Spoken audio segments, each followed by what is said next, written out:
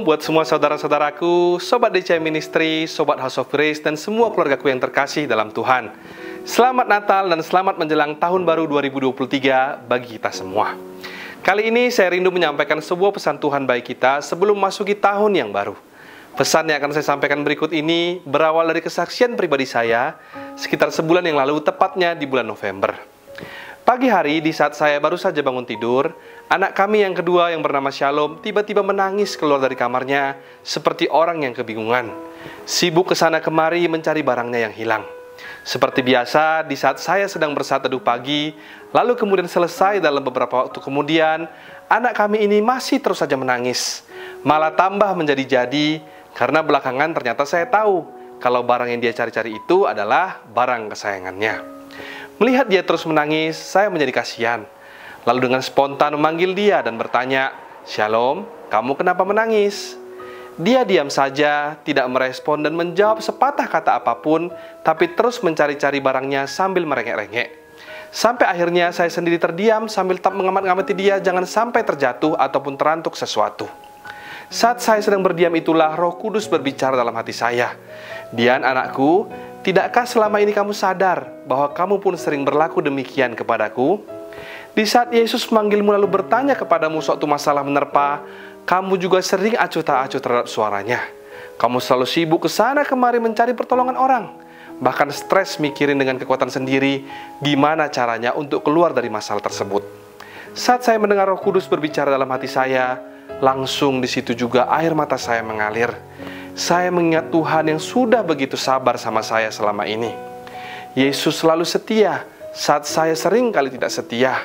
Padahal kalau kita sejenak kembali ke cerita anak kami tadi, seandainya saja anak kami tadi datang curhat atas masalahnya kepada saya sebagai bapaknya, pasti detik itu juga saya akan turun tangan bantu dia mencari barangnya yang hilang, atau bahkan juga membelikannya yang baru sebagai ganti barangnya jika benar-benar hilang. Kita sebagai seorang Bapa di dunia aja bisa melakukan hal yang demikian, apalagi dengan Bapa kita yang ada di sorga.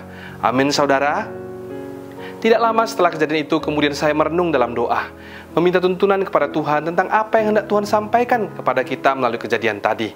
Saya mendapatkan ada 3 pesan Tuhan untuk tahun 2023. Yang pertama, tahun depan Tuhan menunggu kita datang kepadanya dalam doa dengan sungguh-sungguh. Kenapa ada kata-kata sungguh-sungguh di sini?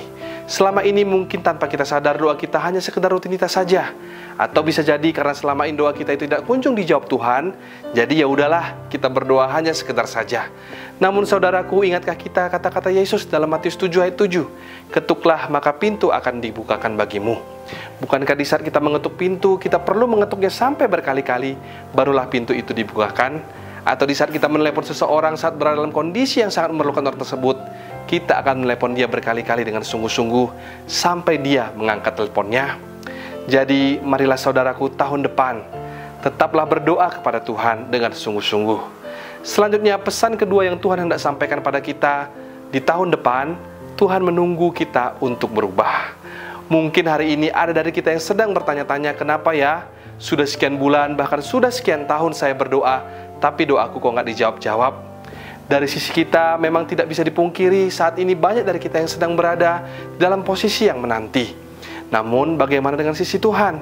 Tuhan bukannya hendak mengulur-ulur waktu untuk menjawab doa kita, namun Ia juga sedang menanti setiap kita untuk berubah.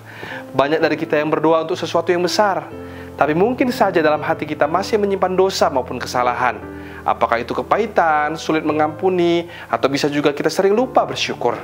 Kira-kira kalau Tuhan menjawab doa kita, dapatkah dipastikan nanti kita tidak menjadi orang yang sombong apabila kita selama ini masih sering lupa untuk bersyukur pada Tuhan? Jangan-jangan kalau Tuhan menjawab doa kita tersebut, besok-besok kita akan berkata, "Oh, semua ini ada karena hasil usahaku." Hal inilah yang Tuhan tidak mau untuk terjadi pada kita, saudara. Sebab itu Tuhan menunggu saat yang tepat untuk kita berubah dulu dari kebiasaan yang lama yang buruk. Niscaya tidak akan lama lagi, tepat dan indah pada waktunya, Tuhan akan menjawab doa-doa dan seruan kita.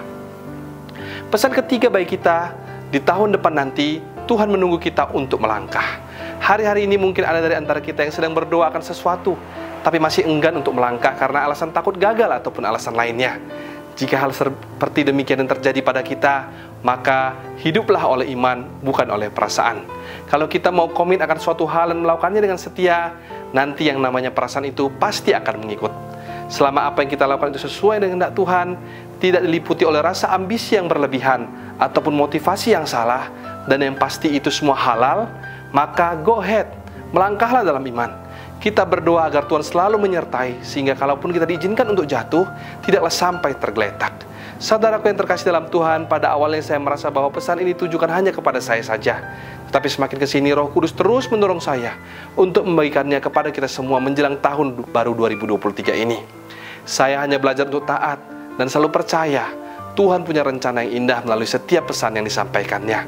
Akhir kata, saya dan keluarga mengucapkan selamat tahun baru 2023. Tuhan Yesus memberkati, shalom, dan sampai jumpa tahun depan.